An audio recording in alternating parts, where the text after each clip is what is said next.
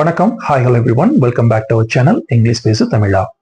Your go-to channel for mastering English in an effective way. இன்னைக்கு நம்ம இந்த வீடியோல என்ன பார்க்க போறோம் அப்படின்னா, லாஸ்ட் வீடியோல நம்ம பார்த்த டாபிக்னுடைய கண்டினியூட்டி தான் இந்த வீடியோல பார்க்க போறோம். லாஸ்ட் வீடியோல வேர்ப்னா என்னன்னு பார்த்தோம், வேர்பினுடைய வகைகள் என்னென்ன அப்படின்னு பார்த்தோம். ஸோ இந்த வீடியோல அதனுடைய கண்டினியூட்டி தான் இந்த வீடியோல பார்க்க போறோம். வேர்பினுடைய கைண்ட்ஸ்ல இருந்து ஒரு வேர்பை எடுத்து அதை நம்ம டிஸ்கஸ் பண்ண போறோம். ஓகே, அதை பயன்படுத்தி நமக்கு தேவையான இந்த டெய்லி லைஃப் எக்ஸ்பிரஷன்ஸ் என்னென்னலாம் வாக்கியமாக நம்ம கொண்டு வர முடியும் அப்படின்னு பார்க்க போறோம். அதுக்கு நிகராக இருக்கக்கூடிய அட்வான்ஸ்ட் இங்கிலீஷ் ஃப்ரேசஸ் என்னென்ன அப்படின்னு நம்ம பார்க்க போறோம். ஸோ இந்த வீடியோ உங்களுக்கு ரொம்ப ஹெல்ப்ஃபுல்லா இருக்கும். கடைசி வரைக்கும் ஸ்கிப் பண்ணாம பாருங்க. இன்கேஸ் யாராவது நியூ வியூவர் இருந்தீங்க அப்படின்னா எங்களுடைய ப்ரீவியஸ் லெசன்ஸ் செக் பண்ணுங்க. அதனுடைய லிங்க்ஸ் டிஸ்கிரிப்ஷன்ல இருக்கு, நீங்க கண்டிப்பா பாருங்க. உங்களுக்கு இந்த வீடியோ மேலும் பயனுள்ளதா இருக்கும். இப்போ வாங்க வீடியோக்குள்ள போகலாம். அதுக்கு முன்னாடி நம்ம சேனலை சப்ஸ்கிரைப் பண்ணாதவங்க நம்ம சேனலுக்கு ஒரு லைக் கொடுத்துட்டு சப்ஸ்கிரைப் பண்ணிக்கோங்க. கூடவே பெல் ஐக்கனையும் கிளிக் பண்ணி விட்டுருங்க. அப்பதான் நாங்க போற வீடியோஸ்னுடைய நோட்டிபிகேஷன்ஸ் உங்களுக்கு கிடைக்கும்.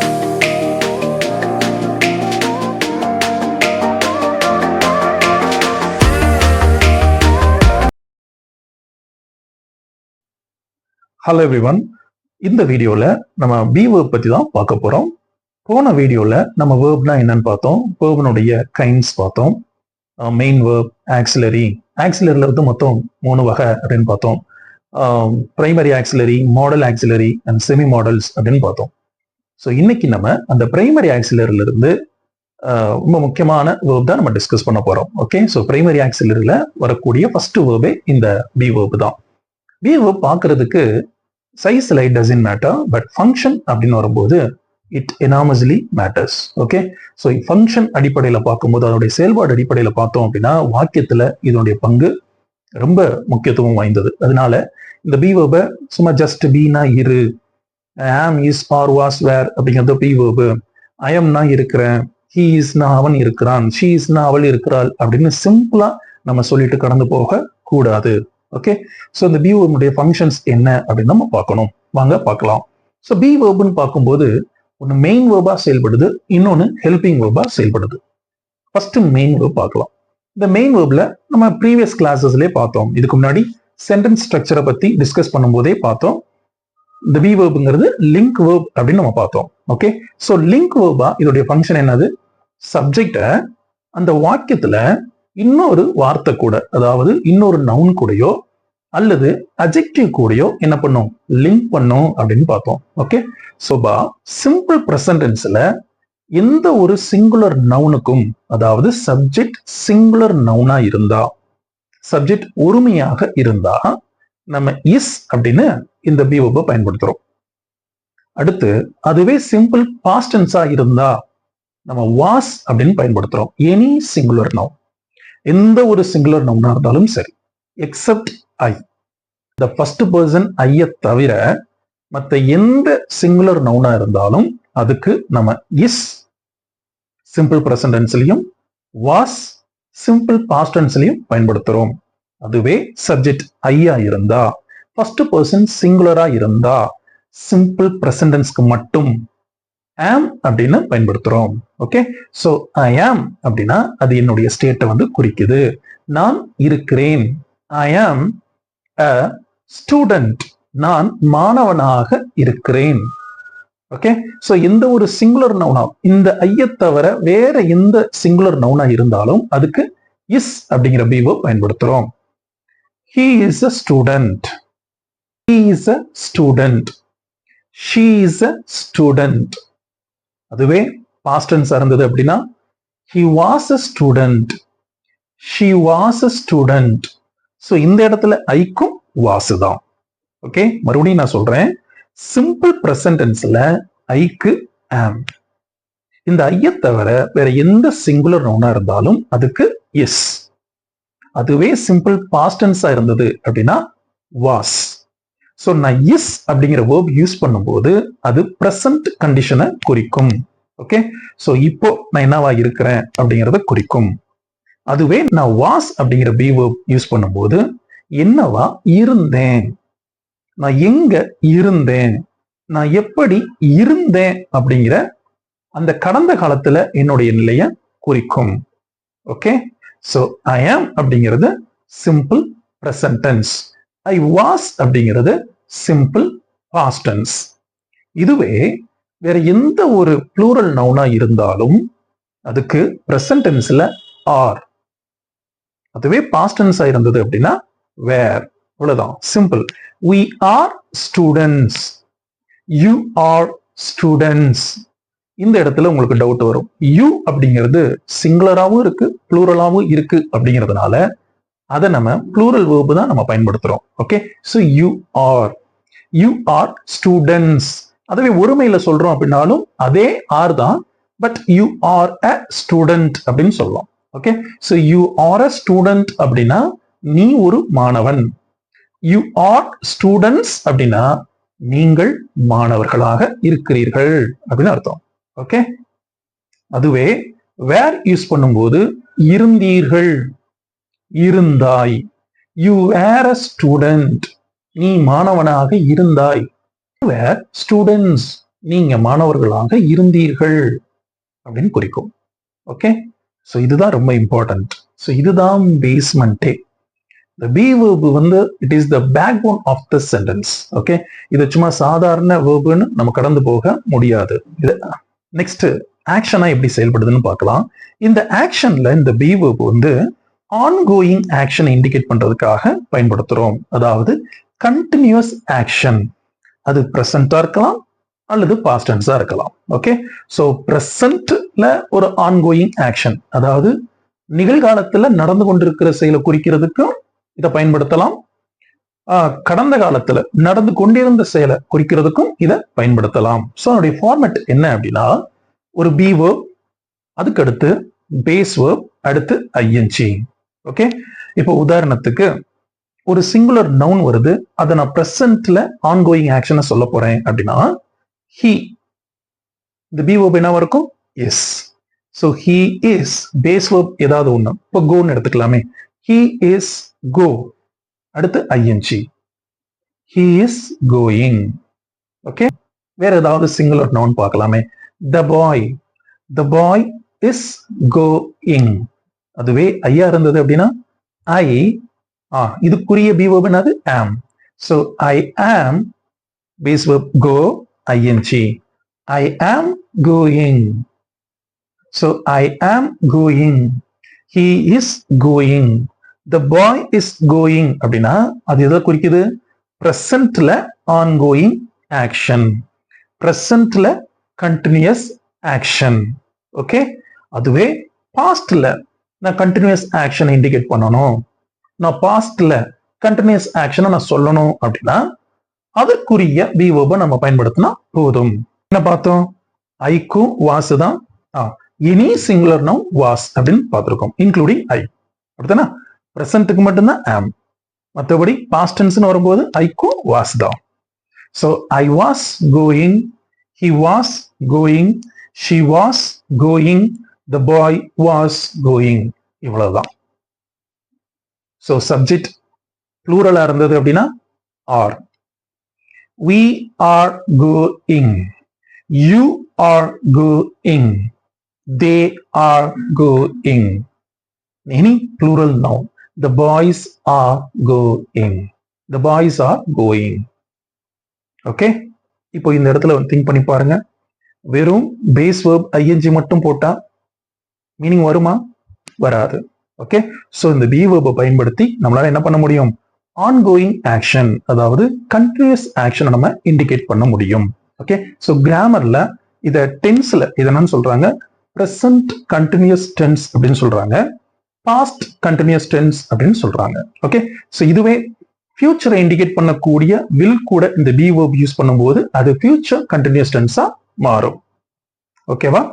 For example, I will be going, she will be going, it will be going, they will be going. இவ்வளவுதான், சிம்பிள். இதை பத்தி இன்னும் நல்ல டீடைலா டென்ஸ் பார்க்கும்போது சூப்பரா பார்க்கலாம். அடுத்து ஹெல்பிங் வேர்ப், பேரே ஹெல்பிங் வேர்ப். அப்படி என்ன ஹெல்ப் பண்ணுது அப்படின்னா டு ஃபார்ம் நெகேஷன். நெகேஷன் அப்படின்னா negative. Okay, so negative sentences உருவாக்குறதுக்கு பயன்படுது. ஸோ இதோட ஃபார்மேட் என்னவா இருக்கும் அப்படின்னா, சப்ஜெக்ட், அடுத்து ஒரு பி வேர்ப், அதுக்கப்புறம் நாட். ஓகே, ஸோ இந்த சப்ஜெக்ட் ஐயா இருந்தா பிரசன்டா இருந்தா என்ன வரும்? ஐ ஆம் நாட். ஹீயா இருந்தா he is not. The boy is not. இதவே பாஸ்ட் டென்ஸ்ல சொல்ல போறேன். The boy was not. I was not. இவ்வளவுதான், சிம்பிள். ஓகே, ஸோ இதுவே ப்ளூரலா இருக்கு, சப்ஜெக்ட் வந்து ப்ளூரலா இருக்குது. So we are not, they are not, you are not, the boys are not. இவ்வளவுதான், ரொம்ப சிம்பிள். ஓகே, ஸோ அடுத்து டு ஃபார்ம் இன்ட்ராகேட்டிவ் அப்படின்னா கேள்வி. ஸோ கேள்வி வாக்கியங்களை இந்த பி வேர்பை பயன்படுத்தி உருவாக்க முடியும். ஸோ அதனுடைய ஃபார்மட் என்ன அப்படின்னா, subject and B verb. So இந்த சப்ஜெக்ட் பி வேர்பை நம்ம என்ன பண்ண போறோம்? பி வேர்ப் சப்ஜெக்டா மாற்ற போறோம். இவ்வளவுதான், ரொம்ப சிம்பிள். ஸோ இந்த மாதிரி மாற்றும் போது நமக்கு என்ன வகையான வாக்கியம் கிடைக்கும் அப்படின்னா, yes or no type questions கிடைக்கும். ஓகே, இந்த எஸ் ஆர் நோ டைப் கொஷின்னா என்ன அப்படின்னா, அந்த கேள்விக்கு ஆன்சர் ஒன்னு எஸ்ன்னு இருக்கும் அல்லது நோன்னு இருக்கும். ஓகே, ஸோ இதனுடைய ஃபார்மேட் என்ன அப்படின்னா, நம்ம பார்த்த ஆக்சிலரி இருக்கு இல்லையா, primary auxiliary, modal auxiliary. Okay, so இந்த வேர்பு தான் முன்னாடி வரும், சப்ஜெக்டுக்கு முன்னாடி வரும். வந்தது அப்படின்னா அது எல்லாமே என்னது? Yes or no type questions. So அந்த எஸ் ஆர் நோ டைப் கொஷின்ஸை நம்ம அந்த பி வேர்பை பயன்படுத்தி உருவாக்க முடியும். ஸோ ரொம்ப ரொம்ப சிம்பிள். சப்ஜெக்ட் வேர்ப் அப்படிங்கிறத நம்ம வேர்ப் சப்ஜெக்டும் மாத்துறோம். For example, I am a student. Am I a student? இவ்வளவுதான். ஸோ இந்த ஆம்ங்கிறத எடுத்து முன்னாடி பிளேஸ் பண்ண போறோம். ஸோ சப்ஜெக்ட் பி வேர்பை பி வேர்ப் சப்ஜெக்டா மாத்துறோம். இவ்வளவுதான். Okay, for example, he is a student. Is he a student? So இஸ்ங்கிறத எடுத்து முன்னாடி பிளேஸ் பண்றோம். So we are friends. Are we friends? You are a student. Are you a student? You are students. Are you students? They are teachers. Are they teachers? இவ்வளவுதான், ரொம்ப ரொம்ப simple. Okay, so subject B verb அப்படிங்கிறத B verb சப்ஜெக்டா மாத்துறோம். அடுத்து to form imperative. Imperative அப்படின்னா தமிழ்ல கட்டளை வாக்கியம் அப்படின்னு சொல்லுவோம். To form imperative sentences. Imperative சென்டென்ஸ்னா தமிழ்ல கட்டளை வாக்கியம். ஓகே, ஸோ அந்த கட்டளை வாக்கியத்தை இந்த பி வேர்பை பயன்படுத்தி உருவாக்கலாம். இந்த பிங்கிற வேர்டவே பி வேர்பா வச்சு நம்ம உருவாக்கலாம். For example, be smart. ஸ்மார்ட்டா இரு. Be confident. கான்ஃபிடென்ட்டா இரு. Be patient. பொறுமையா இரு. Be silent. அமைதியா இரு. பி. ஸோ இந்த மாதிரி நம்ம இம்பரேட்டிவ் சென்டென்சஸ் கிரியேட் பண்ணலாம். ஓகே, இதுல நெகட்டிவ் சென்டென்ஸும் உருவாக்க முடியும். அதுக்கு நம்ம டோன்ட் அப்படிங்கிற ஒரு வேர்டு மட்டும் சேர்த்துக்கிட்டா போதுமானது. So don't. For example, don't be sad. Don't be jealous அப்படின்னு சொல்லலாம். Okay, so next to form passivity. இந்த பாசிவிட்டி அப்படிங்கிறது என்னன்னா பாசிவ் வாய்ஸ். ஓகேவா, அந்த செயலை செய்கிற நபர் யாருன்னு நமக்கு தெரியல, அல்லது அந்த ஆப்ஜெக்ட்டுக்கு வந்து இம்பார்ட்டன்ட் கொடுக்குறோம் அப்படின்னா நம்ம அதை பாசிவ் வாய்ஸ்ல சொல்லுவோம். ஸோ இது எல்லாமே நம்ம இதை பத்தி டீட்டெயிலா நம்ம வாய்ஸ் டிஸ்கஸ் பண்ணும்போது பார்க்கலாம். பட் இப்போதைக்கு அந்த ஃபங்க்ஷன் மட்டும் பார்த்துக்கலாம். ஸோ அவருடைய ஃபார்மட் என்னவா இருக்கும் அப்படின்னா, பி வேர்ப் வரும், அடுத்து வேர்பினுடைய தேர்ட் ஃபார்ம் வரும். அதாவது ரைட், ரோட், ரிட்டன். ஸோ இந்த ரிட்டன் அப்படிங்கிறது தேர்ட் ஃபார்ம். ஸோ அந்த தேர்ட் ஃபார்ம் கூட இதை யூஸ் பண்ணும்போது நமக்கு பாசிவிட்டி கிடைச்சிரும். For example, I am given. So give, gave, given. He is given. He was given. They are given. We are given.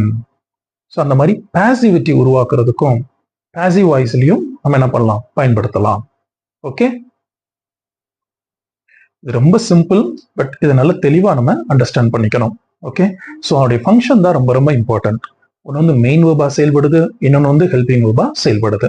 So main verb அப்படின்னு வரும்போது simple present டென்ஸ்ல அதோடைய form எப்படி இருக்குது, சிம்பிள் பாஸ்ட் டென்ஸ்ல அது எப்படி இருக்குது. அடுத்து சப்ஜெக்ட் ப்ரோனவுன்ஸ், ஐக்கு வந்து என்ன பி வேர்ப் யூஸ் பண்ணணும், அதுவே பாஸ்ட் டென்ஸ்ல என்ன வேர்ப் யூஸ் பண்ணணும், அதுவே ப்ளூரலா இருந்தா என்ன வேர்ப் யூஸ் பண்ணணும் அப்படிங்கறத நம்ம தெளிவா புரிஞ்சுக்கணும். ஸோ ஓகே, இதை நம்ம அண்டர்ஸ்டாண்ட் பண்ணணும் அப்படின்னா சென்டென்ஸ்ல வேர்ப்ல எந்தவித மிஸ்டேக்குமே வராது. ஓகே, சரி, இப்போ இதை பயன்படுத்தி நம்ம ஸ்போக்கன் இங்கிலீஷ், அதாவது டெய்லி லைஃப் எக்ஸ்பிரஷன்ஸ் எப்படி நம்ம கிரியேட் பண்ண முடியும் அப்படிங்கிறத பார்க்கலாம். நான் உங்களுக்கு ஐங்கிற சப்ஜெக்ட் ப்ரொனவுனை பயன்படுத்தி எப்படி வாக்கியங்கள் உருவாக்கலாம் அப்படிங்கிறத நான் சொல்லித்தரேன். நீங்க மற்ற சப்ஜெக்ட் ப்ரொனவுன்ஸுக்கு நீங்களே ட்ரை பண்ணுங்க. ஓகே, ஸோ இது வந்து ஒரு simplify method. I am I, I am not, am I not. So I am அப்படிங்கிறது என்ன ஸ்ட்ரக்சர் அப்படின்னா சாதாரண அசெப்டிவ் ஸ்ட்ரக்சர், அதாவது சாதாரண செய்தி வாக்கியத்தினுடைய ஸ்ட்ரக்சர். அடுத்து am I அப்படிங்கிறது இன்ட்ராகேட்டிவ், I am not அப்படிங்கிறது நெகட்டிவ், am I not அப்படிங்கிறது அந்த நெகட்டிவ்ல இருக்கக்கூடிய இன்ட்ராகேட்டிவ். ஓகே, ஸோ ஒரே சென்டென்ஸ் பட் 4 வகையான எக்ஸ்பிரஷன்ஸ். ஓகேவா, ஸோ இது ரொம்ப எஃபெக்டிவா இருக்கும். இப்போ இந்த ஸ்ட்ரக்சர்ல நம்ம என்னென்னலாம் சொல்ல போறோம் அப்படின்னா, நம்முடைய நேம் சொல்ல போறோம், நம்முடைய ஏஜ் சொல்ல போறோம், நம்முடைய ப்ரொஃபஷன் சொல்ல போறோம், அடுத்து வந்து நம்முடைய மென்டல் ஸ்டேட், அதாவது நம்முடைய மூட் சொல்ல போறோம், அதே போல ஒரு ஆன்கோயிங் ஆக்ஷனை சொல்ல போறோம் இதுல. சரியா, சரி, இப்போ வாங்க பார்க்கலாம்.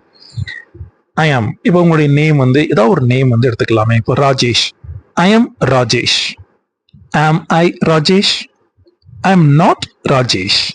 Am I not Rajesh? So இதுக்கு என்ன அர்த்தம்? I am Rajesh. நான் ராஜேஷ். Am I Rajesh? நான் ராஜேஷா? I am not Rajesh. நான் ராஜேஷ் இல்ல. I am not Rajesh. நான் ராஜேஷ் இல்லையா? ஸோ இவ்வளவுதான். இப்போ உங்களுடைய நேம் இதை நீங்க சொல்லி ப்ராக்டிஸ் பண்ணுங்க. அடுத்து நம்முடைய ஏஜ் வந்து சொல்லலாம். I am 30 years old. நான் 30 வயது உடையவன். Am I 30 years old? நான் 30 வயது உடையவனா? I am not 30 years old. நான் 30 வயது உடையவன் அல்ல. Am I not 30 years old? நான் 30 வயது உடையவன் இல்லையா?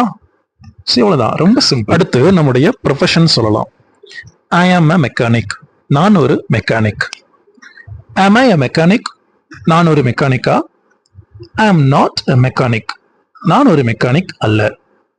Am I not a mechanic? நான் ஒரு மெக்கானிக் இல்லையா? இவ்வளவுதான். ஓகே, ஸோ உங்களுடைய ப்ரொஃபஷன் எதுனாலும் சரி சொல்லுங்க. I am a farmer. நான் ஒரு விவசாயி. Am I a farmer? நான் ஒரு விவசாயியா? I am not a farmer. நான் ஒரு விவசாயி அல்ல. Am I not a farmer? நான் ஒரு விவசாயி இல்லையா? அடுத்து நம்முடைய மென்டல் ஸ்டேட் சொல்லலாம். I am happy. நான் சந்தோஷமாக இருக்கிறேன். Am I happy? நான் சந்தோஷமாக இருக்கிறேனா? I am not happy. நான் சந்தோஷமாக இல்லை. Am I not happy? நான் சந்தோஷமாக இல்லையா? I am sad. நான் சோகமாக இருக்கிறேன். Am I sad? நான் சோகமாக இருக்கிறேனா? I am not sad. நான் சோகமாக இல்லை. Am I not sad? நான் சோகமாக இல்லையா? நெக்ஸ்ட் இதுல வந்து நம்ம ஆன்கோயிங் ஆக்ஷனை சொல்லலாம். I am reading a book. நான் ஒரு புத்தகம் வாசித்துக் கொண்டிருக்கிறேன். Am I reading a book? நான் ஒரு புத்தகம் வாசித்துக் கொண்டிருக்கிறேனா? I am not reading a book. நான் ஒரு புத்தகம் வாசித்துக் கொண்டிருக்கவில்லை. Am I not reading a book? நான் ஒரு புத்தகம் வாசித்துக் கொண்டிருக்கவில்லையா? இவ்வளவுதான். இது மாதிரி இன்னும் நிறைய எக்ஸ்பிரஷன்ஸ் நீங்க இதுல கொண்டு வரலாம். ஓகே, இப்போ ஆப்ஜெக்ட் வந்து நம்ம இண்டிகேட் பண்ணலாம். இந்த இண்டிகேட்டிவ் ப்ரொனவுன் வச்சு நம்ம ஆப்ஜெக்ட் வந்து இண்டிகேட் பண்ணலாம். This is. ஸோ இதனுடைய சிம்பிளிஃபை மெத்தட் என்னது? This is this, this is not, is this not. அவ்வளவுதான், சிம்பிளா. பென் எடுத்துக்கோங்க, அழகா நீங்க சொல்லலாம். This is a pen. Is this a pen? This is not a pen. Is this not a pen? ஒரு pencil எடுத்துக்கோங்க, சொல்லுங்க. This is a pencil. Is this a pencil? This is not a pencil. Is this not a pencil? Table சொல்லுங்க. This is a table. Is this a table? This is not a table. Is this not a table? இவ்வளவுதான், ரொம்ப simple. But இதுல நம்ம note பண்ண வேண்டிய விஷயம் என்ன அப்படின்னா, இதுல வந்து ஒரு 4 எக்ஸ்பிரஷன்ஸ் டிஃப்ரெண்டா இருக்கிறதுனால அந்த எக்ஸ்பிரஷன்ஸ் மட்டும் கரெக்டா கொண்டு வந்துடுறோம். இப்போ நீங்க கேள்வி கேட்கறீங்க அப்படின்னா அது கேள்வி கேட்கிற மாதிரியான எக்ஸ்பிரஷன் கொண்டு வந்துடணும். எல்லாத்துக்குமே ஒரே எக்ஸ்பிரஷன் கொண்டு வந்துடக்கூடாது. ஓகே, 100% இது வந்து ரொம்ப எஃபெக்டிவான ஒரு மெத்தட். இது மூலமா நிறைய சென்டென்சஸ் வந்து நம்ம மேக் பண்ணலாம். அதை விட இங்கிலீஷ்ல வந்து பேசலாம். ஏன்னா ஸ்போக்கன் இங்கிலீஷை பொறுத்தவரை அந்த குயிக் ரெஸ்பான்ஸ் ரொம்ப ரொம்ப முக்கியம். ஒருத்தவங்க கேள்வி கேட்குறாங்க அப்படின்னா அதுக்கு பதில் நம்ம டக்குன்னு சொல்லணும். ஓகே, ஸோ அதுக்கு இது ரொம்ப ரொம்ப ஹெல்ப்ஃபுல்லாக இருக்கும். ஓகே, நெக்ஸ்ட் வந்து நம்ம அட்வான்ஸ்டு இங்கிலீஷ் ஃப்ரேசஸ் லேர்ன் பண்ண போகிறோம். சில எக்ஸ்பிரஷன்ஸ்க்கு மட்டும். ஓகே, ஒரு 5 or 6 ஃப்ரேசஸ் நம்ம லேர்ன் பண்ண போகிறோம். அதை நீங்கள் கண்டிப்பாக ப்ராக்டிஸ் பண்ணணும். ஓகேவா? சரி, இப்போ நான் சந்தோஷமா இருக்கேன் அப்படிங்கிறது எப்படி இங்கிலீஷில் சொல்லலாம்? ஐ எம் ஹாப்பி அப்படின்னு சொல்லலாம். அதுவே நான் ரொம்ப சந்தோஷமா இருக்கேன் அப்படின்னா உடனே நம்ம என்ன சொல்லுவோம்? ஐ எம் வெரி ஹாப்பி அப்படின்னு சொல்லுவோம் இல்லையா? இனிமே அப்படி சொல்லாம அதுக்கு பதிலா I am over the moon, I am over the moon அப்படின்னு சொல்லலாம். இன்னொரு வழியாவும் சொல்லலாம், I am on cloud 9. I am on cloud 9. I am on cloud 9. I am over the moon அப்படின்னா I am extremely happy அப்படின்னு அர்த்தம். நான் ரொம்ப சந்தோஷமா இருக்கேன் அப்படின்னு அர்த்தம். அதுவே நான் ரொம்ப சோகமா இருக்கேன், I am very sad அப்படின்னு சொல்லாம அதை நம்ம எப்படி சொல்லலாம்? I am feeling blue. I am feeling blue அப்படின்னு சொல்லலாம். நான் ரொம்ப அப்செட்டா இருக்கேன், கையில ஒரு பைசா கூட இல்ல. முக்கியமான விஷயம், இது பணம் சம்பந்தப்பட்டது. ஓகே, ஸோ பணம் இல்லாம ரொம்ப கஷ்டப்படுவோம் இல்லையா? அந்த சிச்சுவேஷன்ல இதை நம்ம பயன்படுத்தலாம். பணம் இல்லாம ரொம்ப அப்செட்டா இருக்கேன், I am skint, I am skint அப்படின்னு சொல்லலாம். அல்லது I am broke, I am broke அப்படின்னு சொல்லலாம். இதுவே நான் ரொம்ப பசியா இருக்கேன், இந்த பசியை வந்து கண்ட்ரோல் பண்ணவே முடியாத பசியில இருக்கேன் அப்படின்னா I am starving, I am starving. அல்லது இந்த பசி வந்து ரொம்ப கட்டுக்கடங்காத பசின்னு சொல்லுவோம் இல்லையா? அந்த மாதிரியான சிச்சுவேஷன்ல என்ன சொல்லலாம் அப்படின்னா ஐ எம் ஃபேமிஸ்ட், ஐ எம் ஃபேமிஸ்ட் அப்படின்னு சொல்லலாம். ஓகே, நான் ரொம்ப தாகமா இருக்கேன் அப்படிங்கிறது எப்படி இங்கிலீஷ்ல சொல்லலாம்? ஐ எம் parched, அதாவது ஐ எம் வெரி thirsty அப்படின்னு அர்த்தம். ரொம்ப தாகமா இருக்கேன், I am parched, I am parched. அதே போல நான் ரொம்ப டயர்ட் ஆயிட்டேன், ரொம்ப டயர்ட் ஆயிட்டேன். ஸோ இதை எப்படி நம்ம இங்கிலீஷ்ல சொல்லலாம்? I am drained, I am drained அப்படின்னு சொல்லலாம். ஓகே, ஸோ இந்த எக்ஸ்பிரஷன்ஸ் எல்லாமே நீங்க ப்ராக்டிஸ் பண்ணுங்க, உங்களுடைய டெய்லி லைஃப்ல யூஸ் பண்ண மறக்காதீங்க.